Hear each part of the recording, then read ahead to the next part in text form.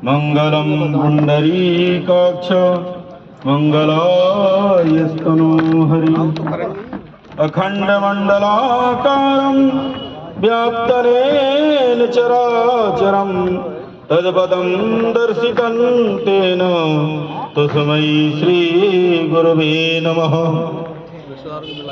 खरवं स्थूलतनुं गजेन्द्रवदनं लंबोदरं सुंदरं प्रस्यन्दनमदगन्धलुब्धमधुपं व्यालोलगण्डस्थलं दन्ताघातविदारितारिरुधिरे सिन्दूरिशोभाकरं वन्दे शैलसुतासुतं सगणपतिं सिद्धिं प्रदं कामदम्।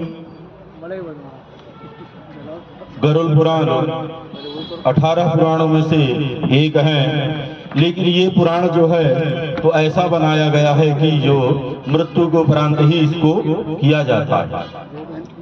अन्यथा ज्ञान के लिए कोई भी इसको पढ़ सकते हैं, लेकिन जैसे कथा भागवत का वाचक होता है तो गरुड़ पुराण का ऐसा कभी भी नहीं होता कि मृत्यु के समय भी इसका हो। भगवान गरुड़ जी भगवान विष्णु से संवाद करते हैं कि हे प्रभु, आपने मुक्ति के बहुत सारे मार्ग बताए हैं। अब जब यहाँ से प्राणी जाता है, उसके जाने के बाद उसे किस किस रास्ते से जाना पड़ता है, उसके रास्तों के बारे में ही बताइए कि उसे क्या क्या भोगना पड़ता है। वही सारा कर्म जो है तो 16 अध्यायों के सारांश में गरुड़ पुराण में बताया गया है। इत्याख्यातं मया दक्षं सर्वमेव दौहिकृतं दाहाभ्यन्तरे श्रुतं सर्वपापै प्रमुच्यते। इदं चायुष्मकं कर्मं पितृमुक्तिप्रदायकं पुत्रवांछितं चैव परत्रेहं सुखं प्रदम्। श्री भगवान ने कहा, हे दक्ष, इस प्रकार मैंने और्धिक कृत्यों के विषय में तुमसे कह दिया है। मरण सोच के 10 दिन के अंदर सुनकर प्राणी सभी पापों से मुक्त हो जाते हैं। यह परमलोक संबंधी कर्म पितरों को मुक्ति प्रदान करने वाला है। परमलोक तथा इस लोक में पुत्र को वांछित फल देने वाले हैं। जो नास्तिक हैं, अधम हैं और और्धिक कर्म नहीं करते हैं, उनका जल भी जीव देवताओं तक भी कोई ग्रहण नहीं करता है। पितृगण भी उनके घर की ओर नहीं देखते हैं, उनकी कृपा दृष्टि उन पर नहीं होती है। तो प्रेत कल्प विदम पुण्यम श्रोति वाचयितुजा उभौ तो पाप मुक्तिम दुर्गति चैव न गच्छता।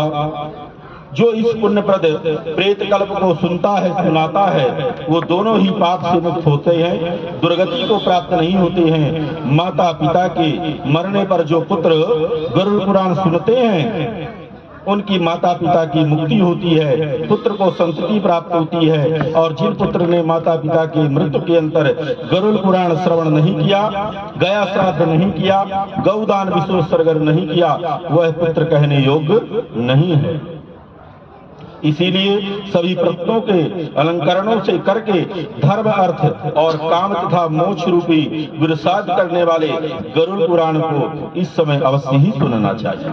यह गरुड़ पुराण पुण्यप्रद है, पवित्र है, पाप नाशक है, सुनने वाले की कामनाओं को पूरा करते हैं। इसे सुन करके जो है ब्राह्मण विद्या प्राप्त करते हैं, क्षत्रिय जो पृथ्वी प्राप्त करते हैं, वैश्य धन प्राप्त करते हैं और सूतक जो है तो शुद्ध हो जाते हैं।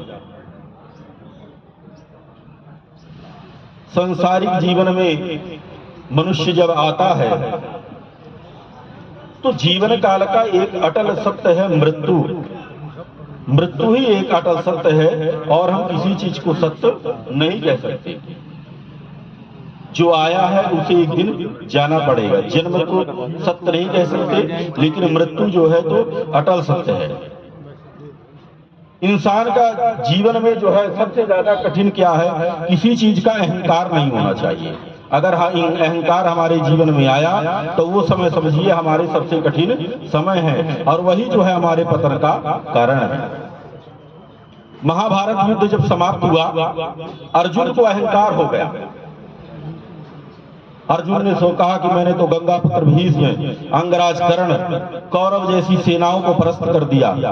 भगवान कृष्ण ने सोचा और ये किया तो सारा कुछ हमारी माया ने है, लेकिन इनको जो है गलत अहंकार हुआ, क्योंकि भगवान ने पहले गीता में ही उन्हें बता दिया।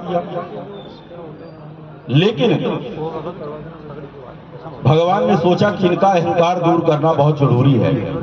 उन्होंने क्या किया कि अर्जुन को तो कहते हैं अर्जुन चलो एक दिन जंगल में शिकार करने के लिए जाते हैं। शिकार करने के लिए जाते हैं, जब दूर चलते हैं एक सरोवर दिखाई देता है, उस पर भगवान कहते हैं कि अर्जुन देखो इस सरोवर में सुई की छेद में हाथी अटका हुआ है।